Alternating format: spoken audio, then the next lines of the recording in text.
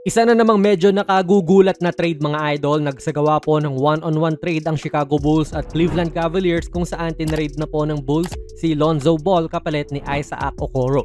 Literal na nagpalitan lang sila ng pwesto mga idol, walang involved na picks or kung ano man. Hindi ko to personally ine-expect kasi kakapirma lang po ni Lonzo ng contract extension dito sa Bulls noong February. Pero medyo nanganib na rin kasi yung pwesto niya bilang point guard ng Bulls, gawa nung maganda po ang ipinakitang laro ni Josh Giddey bilang starting point guard din po nila habang injured si Ball. So para siguro hindi sila magsapawan at mag-agawan ng mga minuto, kinailangan na nila i-trade si Lonzo para fully i-embrace ang pagiging point guard of the future ni Giddey.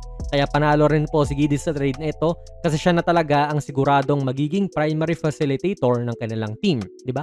Yung kapalit ni Lonzo na si Isaac Okoro medyo tulad din po ni Lonzo na isang draft bust. Kay Lonzo medyo hindi mo pa masasabi kasi lagi siyang injured. Pero never siyang naging superstar na inaakala natin nun na parang 6'6" athletic Steph Curry pangaraw dati. Itong si Okoro, feel ko parang safe naman din sabihin na draft bust siya. 2020 siya na draft bilang 5th overall pick pero mula rookie year niya ay tila wala pong naging improvement sa kanyang laro. Never siyang nag-average ng double digits sa scoring, never nag-improve as a shooter sa liga. From being a rebuilding team tapos ngayon na contender na ang Cavaliers ay walang improvement dito kay Okoro. Kaya rin pumayag na ang Cavs na i-trade siya. Mas serviceable naman din si Lonzo kung hindi siya injured.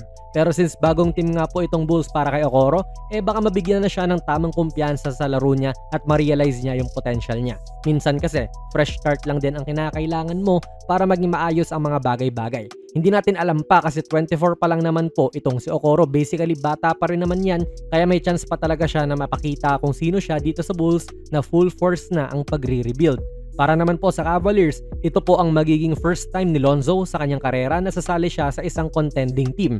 Nung dinraft siya ng Lakers back in 2017, young core pa po yan sila. Nung tinrade siya sa Pelicans, nagre-rebuild po ito kasi kasama siya doon sa trade kay AD. Nung na-trade naman po siya sa Chicago, playoff team yon pero hindi pa rin contender sa East. Nagna number 1 pa sila nung unang season ni Lonzo sa Bulls pero yun na nga ang pinakamalapit ni Lonzo sa contending sa tanan ng karera niya sa NBA. Kaya tignan natin kung mapupush ba ni Lonzo tong Cleveland patungo sa mas malalim na playoff run kahit na never pa po nakakapaglaro si Ball ng kahit isang playoff game. Isipin nyo yun mga idol, hindi rin niya kailangan ma-pressure dito sa Cavs kasi may Darius Garland pa sila na main point guard nila. For sure off the bench to manggagaling si Lonzo sa Cavs at siya ang magpapaikot ng opensa sa second unit.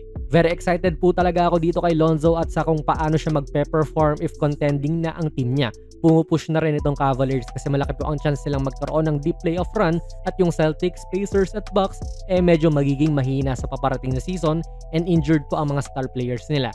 So chance na nilang makasingit at feel ko po ay one step closer sa contention ang pagkuha dito kay Ball. Hindi na rin po kasi nila need ng wing presence ni Okoro kasi may DeAndre Hunter na sila na grabe rin po ang in-improve sa opensa. Baka nga maging starter pa to next season Basta ako, masaya ako para kay Lonzo mga idol. Feel ko win-win naman ang trade na ito kasi parehas mga high picks ng draft nila itong sina Okoro at Ball, sadyang hindi lang nila na-meet ang ating mga expectations. So fresh start to for the both of them at tama lang din na walang involved na picks kasi doon ba kami malugi if may magbigay ng picks. Pero kayo ba? Sino ang panalo sa trade na ito? Kung kayo ang tatanungin idol, ilagay nyo lang po ang inyong mga komento sa ating comment section. Kung nagustuhan nyo po ang ating video ay pakipindot na lang idol ng like button, mag-subscribe ka na rin sa ating channel. And ako nga pala si Jonas PB and as always, hanggang sa muli.